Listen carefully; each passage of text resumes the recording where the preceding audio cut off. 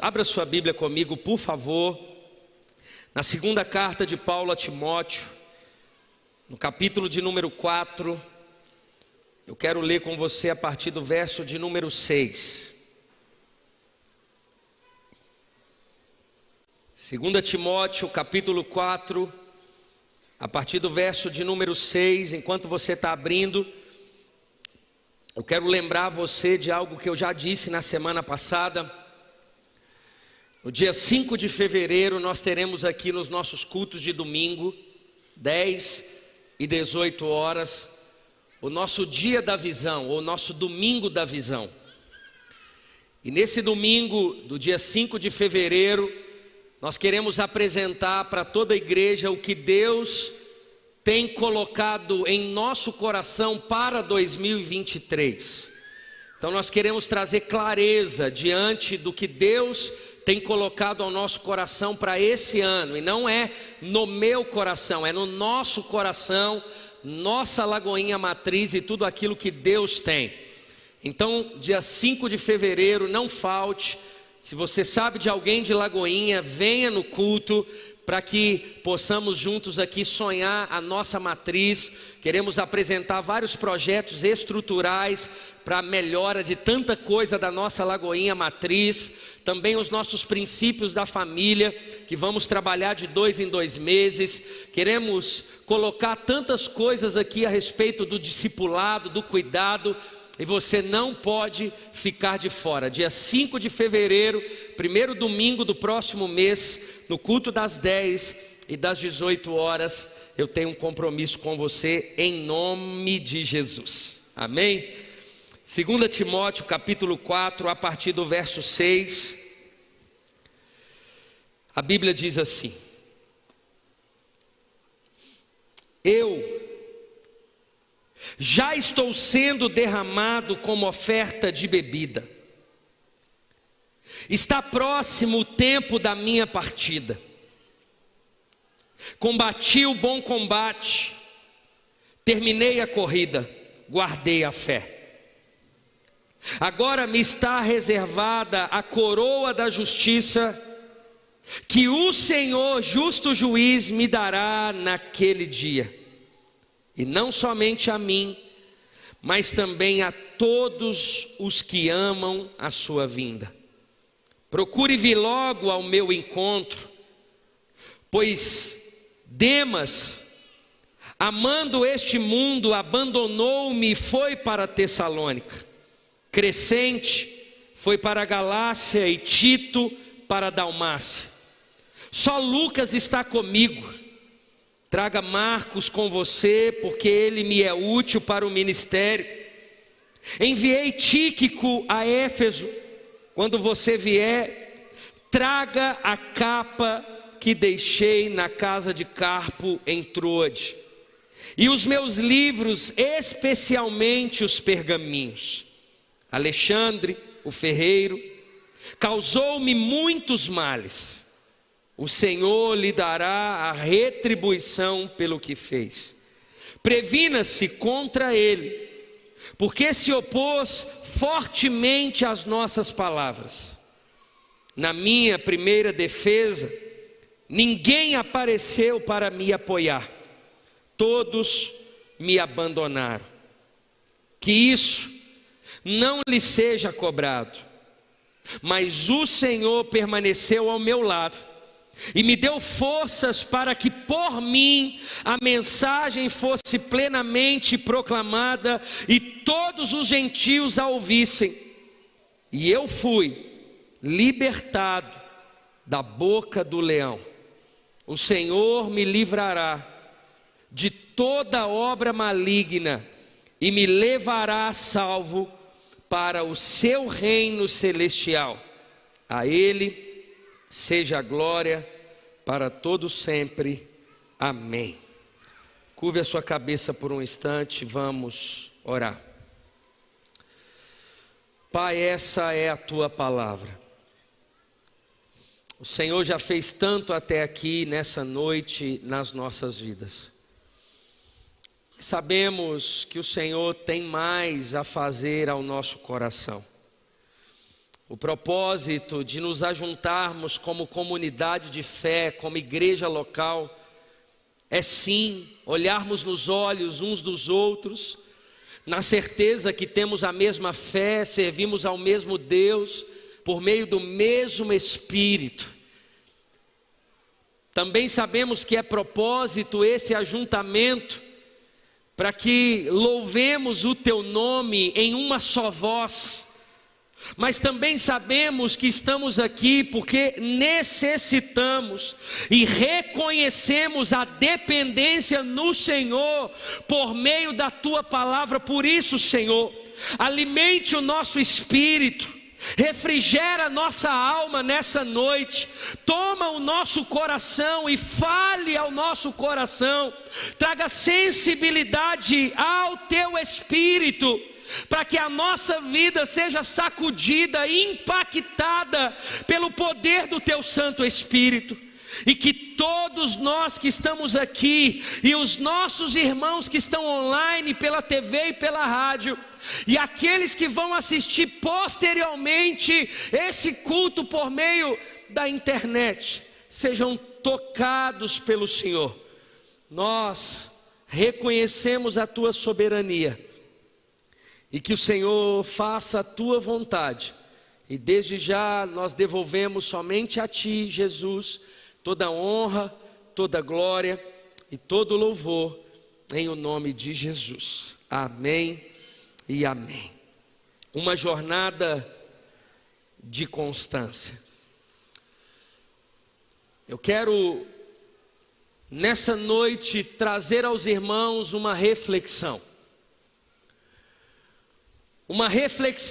sobre o caminho de todos nós, a nossa jornada,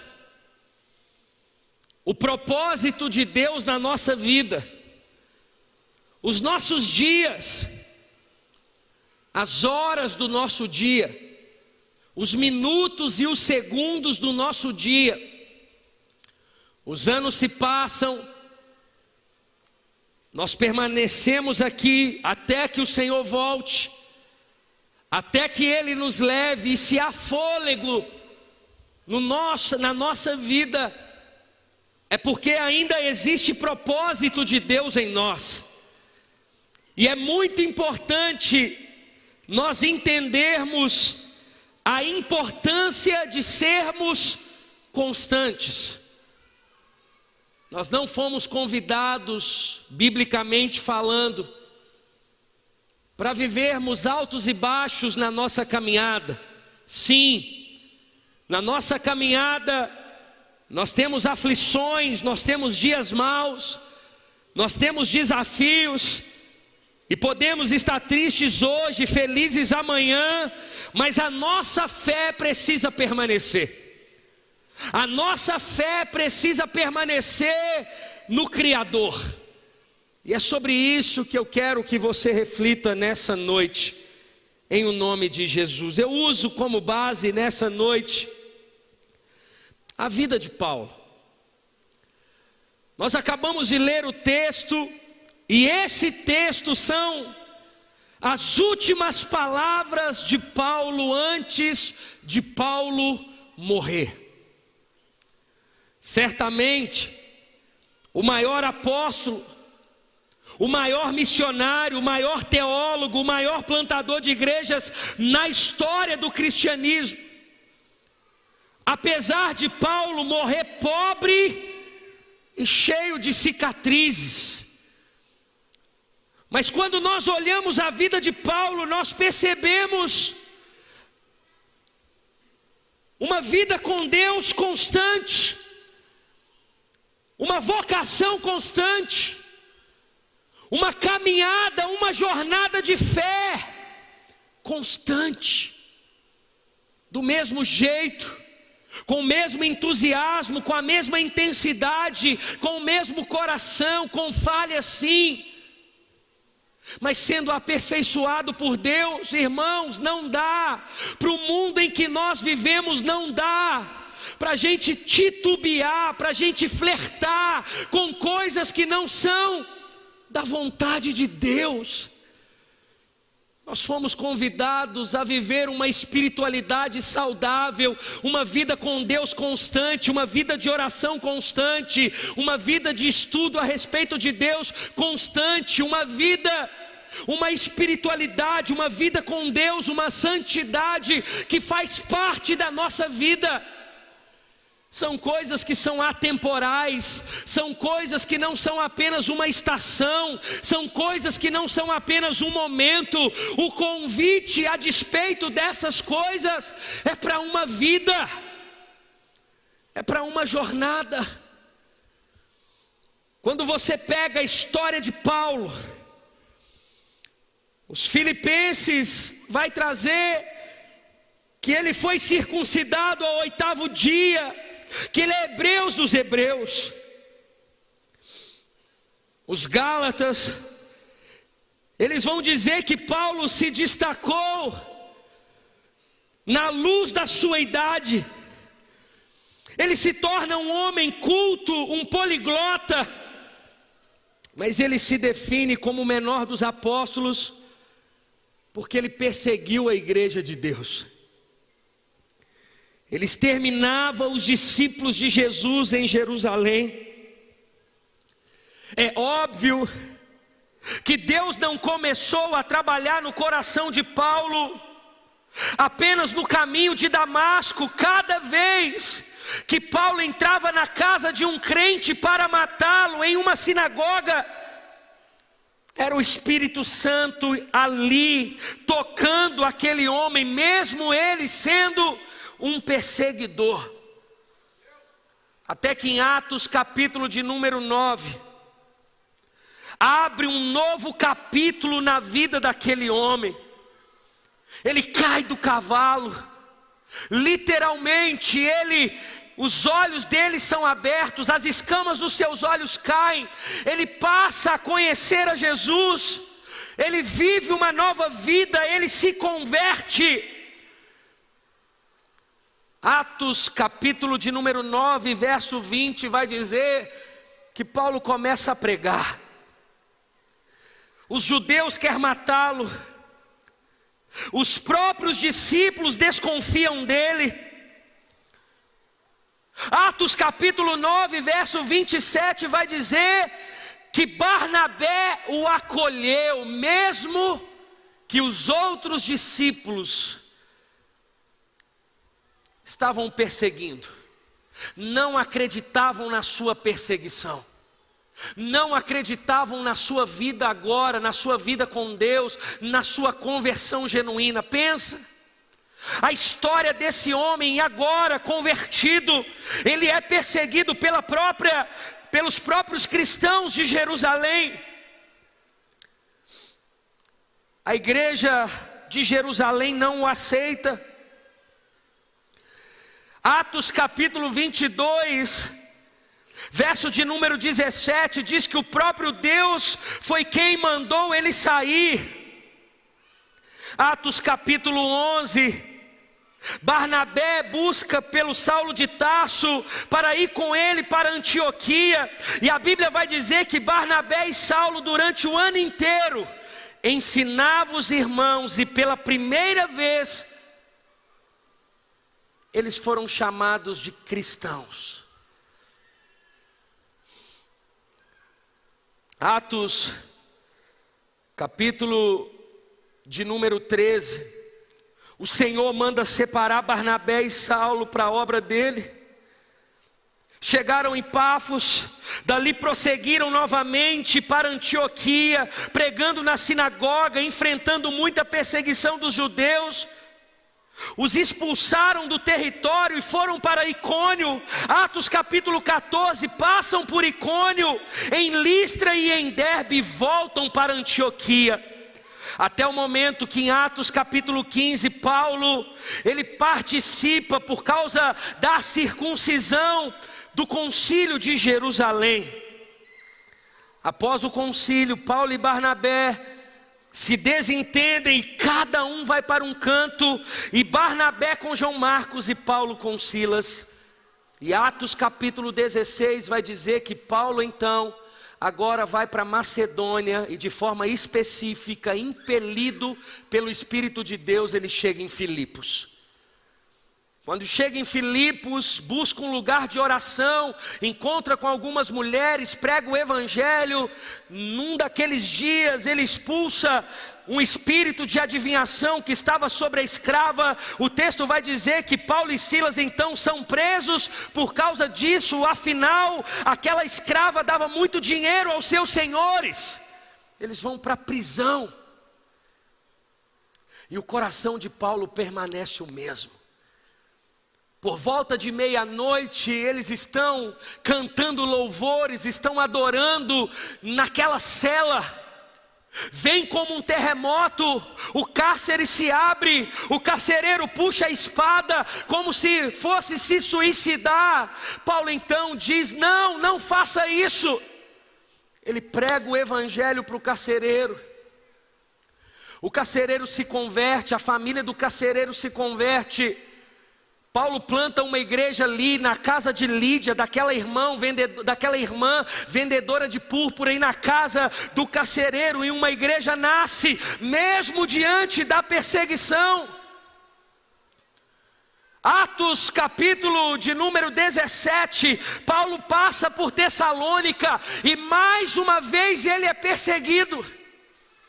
Ele fica 3 sábados consecutivos pregando na sinagoga, e ele precisa sair fugido dali, porque senão ele seria morto, e não porque Paulo tinha medo da morte, mas porque ele sabia que ainda Deus iria usá-lo mais e mais na plantação de muitas igrejas. Ele sai de Tessalônica, ele chega em Atenas. O texto vai dizer no verso 16 do capítulo 17, que ele fica indignado, ele prega o evangelho, ele prega na praça, ele prega na sinagoga, ele vai para o Areópago, ele tem uma perseguição, eles chamam ele de tagarela, ele é questionado a respeito da sua mensagem de ressurreição, mas ele continua pregando com o mesmo coração, com a mesma constância, mesmo enfrentando tudo isso. Agora os discípulos reconheciam a sua vida, o seu apostolado, mesmo ele se achando o menor dos apóstolos, por ter perseguido a igreja de Jesus. Quando ele sai de Atenas, ele vai para Corinto.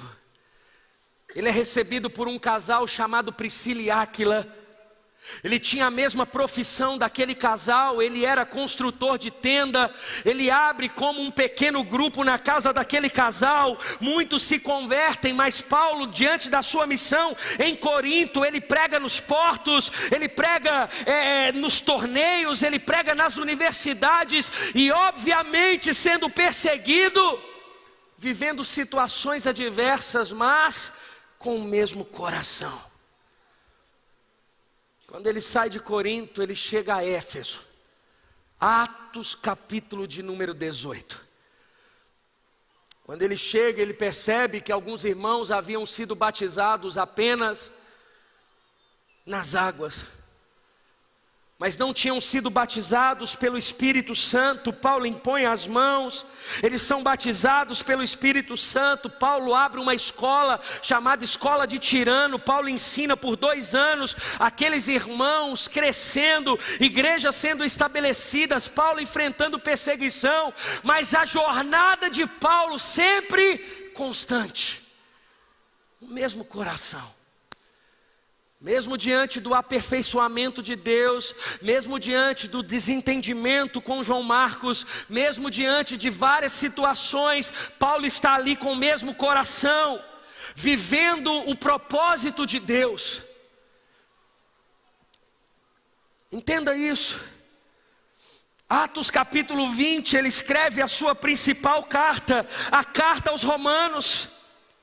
Paulo permanece 7 dias em Trode, onde se reúne com os irmãos para o partir do pão. Você percebe em Atos capítulo 20 a famosa história de Eutico, que caiu do 3º andar. Atos capítulo 21, Paulo volta para Jerusalém e mais uma vez é preso. Quantas prisões!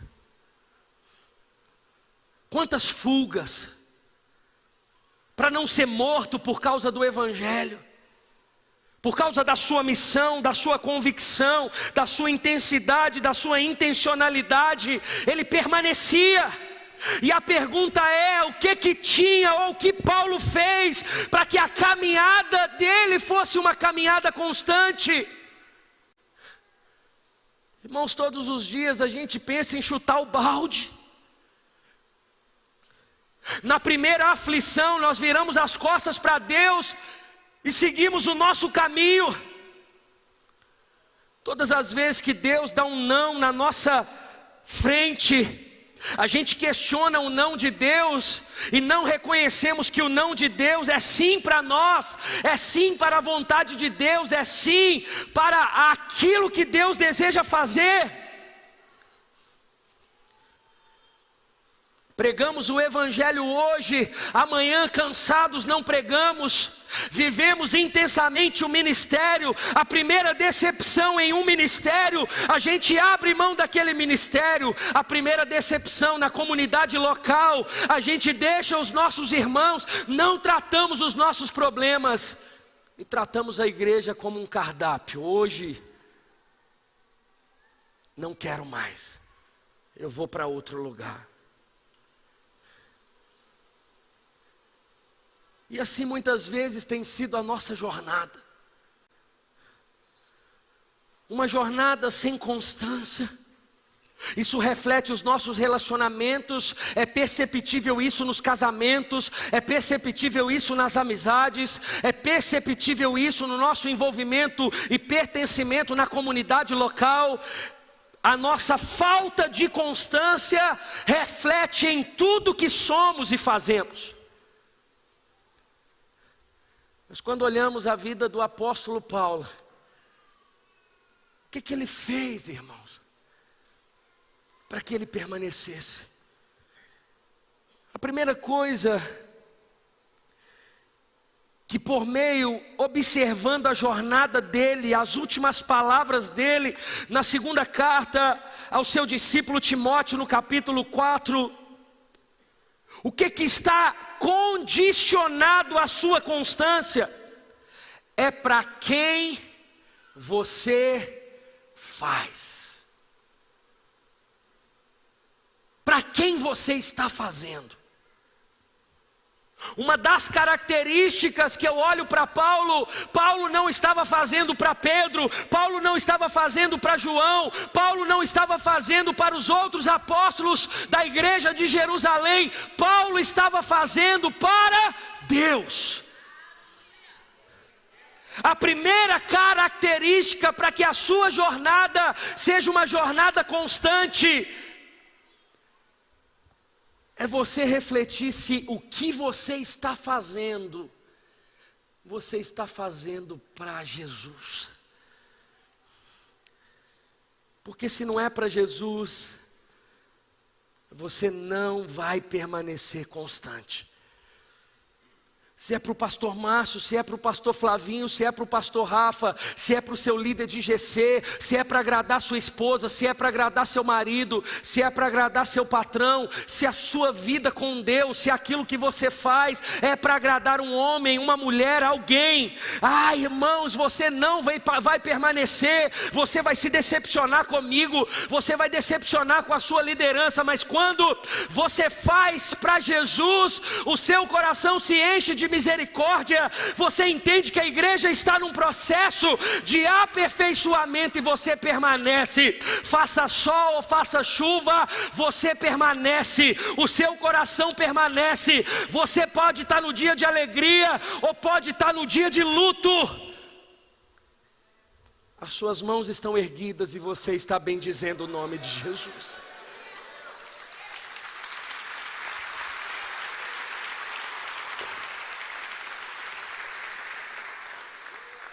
Para quem você está fazendo? Isso precisa ser claro, irmãos. Agora, ainda nesse ponto, existem duas observações que eu queria fazer. A primeira delas que é, às vezes a gente acha que está fazendo para Jesus, mas não estamos. Nós precisamos esquadrinhar nosso coração e perceber para quem nós estamos fazendo. Nem tudo que é obra de Deus tem a ver com Deus. Nem tudo. Cuidado. Eu posso estar aqui nessa noite pregando, você me observando, olhando, recebendo. Você veio com a sua motivação certa, mas eu posso estar aqui com a motivação errada. Parece que é sobre Deus, parece que eu estou cheio do Espírito Santo, mas pode ser que não.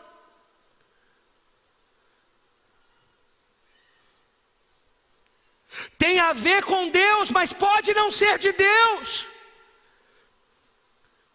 Nem tudo que é de Deus ou sobre Deus é de Deus.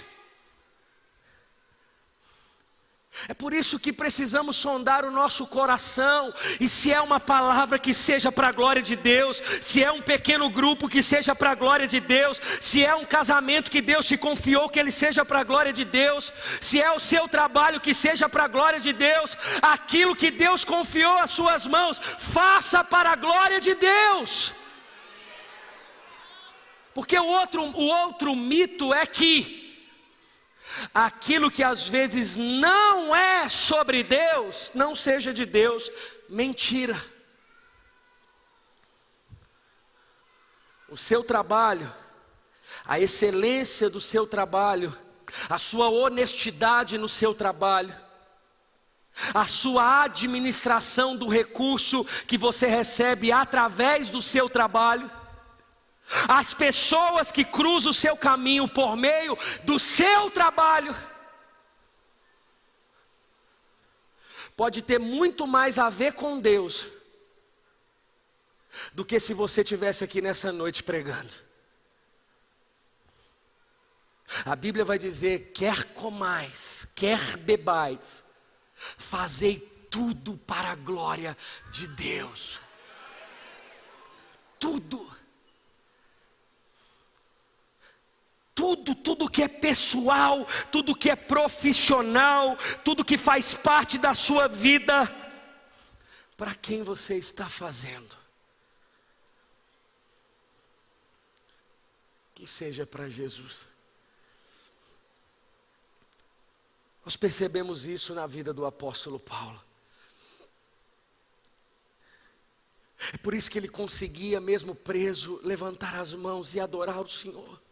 Mesmo chicoteado, mesmo machucado, mesmo vivendo realidades tão difíceis, ele conseguia. Por quê? Porque o coração dele, irmãos, a gente toma muita porrada no caminho. É gente ingrata, é gente que pisa no seu calo, é gente caluniadora, é gente que faz, não falo só eu, você também. É gente que nos trai, é gente que fala demais, é pessoas que vêm para nos machucar, é pessoas que vêm para nos ferir. É por isso que o nosso coração precisa estar em Deus. Nós não podemos, por meio da nossa inconstância, colocar essa conta na mão de Deus. Não. Há um convite de Deus para que o nosso coração permaneça constante. Isso é uma característica do apóstolo Paulo. Mas o que mais está condicionado à constância é quem você está ouvindo.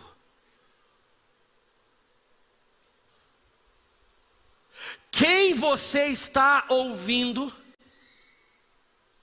está diretamente ligado à sua constância. É por isso que Jesus, no deserto, sendo tentado pelo diabo, ouvindo o diabo, soprando em seus ouvidos, ele disse: nem só de pão vive o homem, mas de toda palavra que sai da boca de Deus. A pergunta é: A sua constância está diretamente ligado se você está tendo sensibilidade para ouvir o Senhor, se você tem vida de oração, se você tem diálogo com o Senhor. Ele fala, vocês se alinham, você conhece o coração do Senhor, você está ouvindo. Eu não estou ouvindo só o Senhor, você está ouvindo homens de Deus, mulheres de Deus, você está sentado ouvindo, aprendendo. Isso está edificando a tua fé. Isso faz com que você não retroceda, mas que você avance, que você cresça. Cuidado com quem você está ouvindo.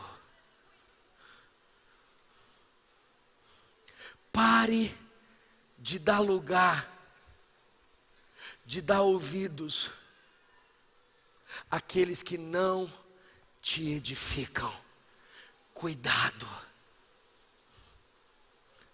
Às vezes você está sem entender por que às vezes você está animado demais e às vezes desanimado demais. Às vezes você está lá em cima, mas às vezes você está lá embaixo. Às vezes você quer tudo, quer fazer a obra de Deus, quer honrar sua esposa, você quer cuidar da sua família, você quer crescer no trabalho, você quer conquistar suas coisas, você quer pregar o Evangelho.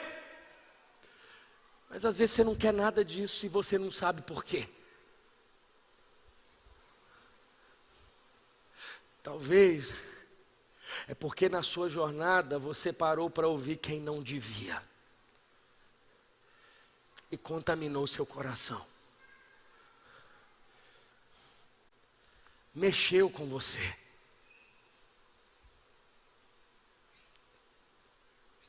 Te enfeitiçou, te encantou. Cuidado. Cuidado com quem não prega o evangelho genuíno. Cuidado com os falsos mestres. Cuidado com a teologia do coach. Cuidado com aquilo que não tem Jesus no centro. Cuidado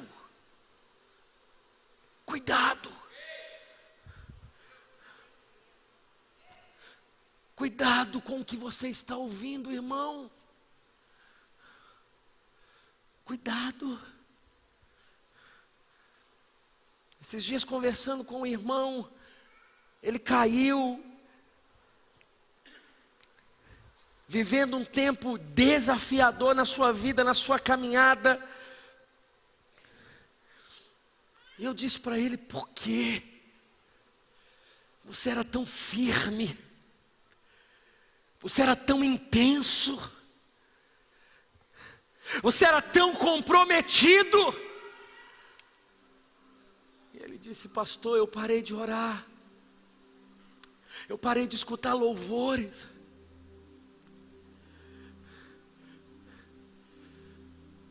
eu entro no meu carro de manhã indo para trabalhar e eu tenho isso que não tem problema eu ouvir uma música que não seja música que exalta o nome de Jesus. Eu parei de ouvir louvor.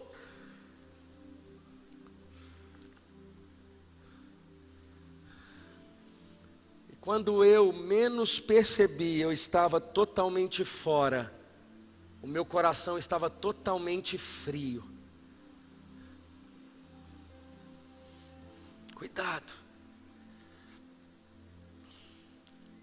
Nem tudo que não é pecado quer dizer que você pode fazer. Cuidado.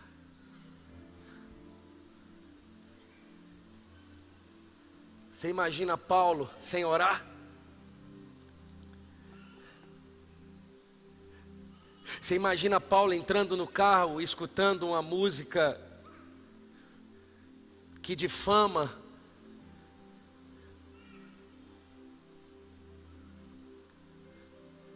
Busque o que te edifica. Busque o que vai gerar constância em você. Ouça Deus, ouça a voz de Deus. Você está no carro, coloque louvores e vai para o trabalho exaltando a Jesus. O seu dia vai ser outro, a forma como você vai tratar o patrão vai ser outra. Eu tenho certeza que na mesa de almoço você não vai falar mal do seu patrão com seus amigos. Pelo contrário, você vai aproveitar aquele tempo para pregar o evangelho, ou até mesmo para escutar algo que edifica o Senhor. Cuidado!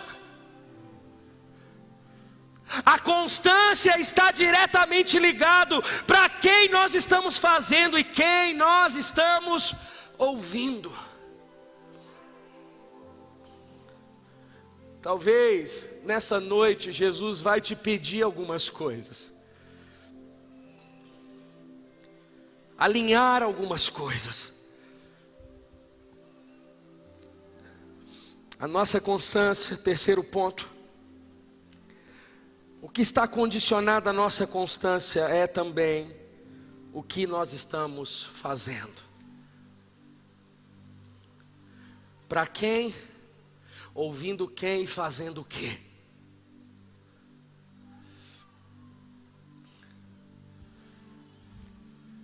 A estagnação não é lugar de homem e de mulher de Deus. Paulo trabalhava. Paulo arregaçava as mangas e ia fazer a obra de Deus. Ah, como a gente é fortalecido nos bastidores. Como a gente é fortalecido nos dias mais ordinários, mais comuns, mais simples da nossa vida, porque estamos na obra de Deus.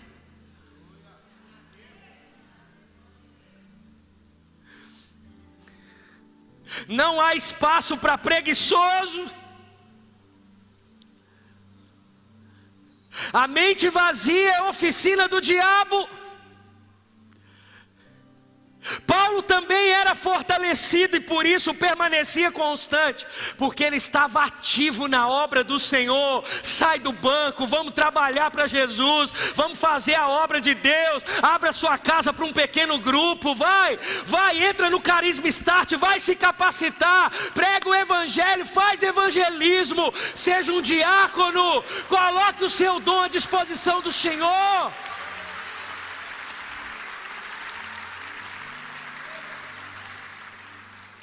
Faça alguma coisa.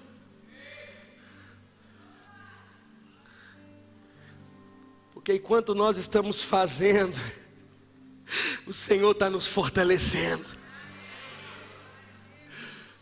Eu tenho certeza que tem voluntários aqui nessa noite que muitas vezes está na escala e diz: a minha vontade hoje é ficar em casa assistindo uma série.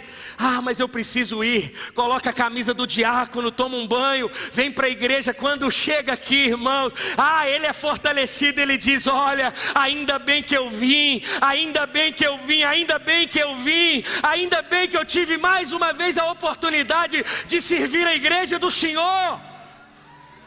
Porque quando nós estamos fazendo,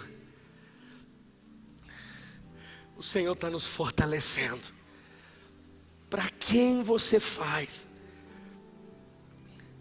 quem você está ouvindo e o que você está fazendo,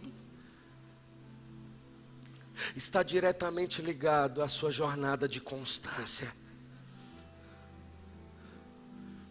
Alinhe o seu coração, faça para Jesus, porque se você fizer para Jesus, você vai fazer o melhor. Coloque a sua expectativa em Jesus. Ame os seus líderes, honre os seus líderes, mas faça para Jesus. Trabalhe, obedeça o seu patrão, mas faça para Jesus. Ouça Jesus. Ouça pessoas que estão conectadas com Jesus e faça algo para Jesus. Talvez alguns ministérios irão ressuscitar nessa noite. Talvez algumas pessoas vão sair do banco nessa noite. É por isso que você diz: estou frio, não quero, estou desanimado. Nunca se esqueça disso. Faça para Jesus. Ouça Jesus. E faça algo para Jesus.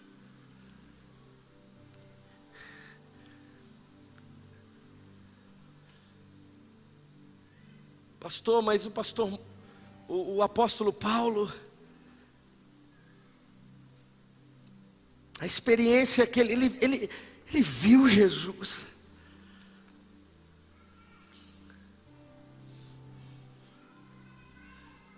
Vamos para mais perto. Como que você acha que o pastor Márcio deu conta de 50 anos no ministério?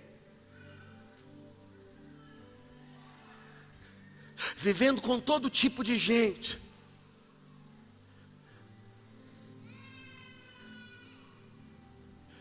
Certamente ele não parou de fazer para Jesus, ele não parou de ouvir Jesus, e as suas motivações em fazer sempre foi sobre Jesus. Constância, permanência. Sabe por quê? Porque eu e você não vamos servir a Deus mais 1 ano, mais 5 anos. Nós vamos servir até que Ele volte, ou até que Ele nos leve.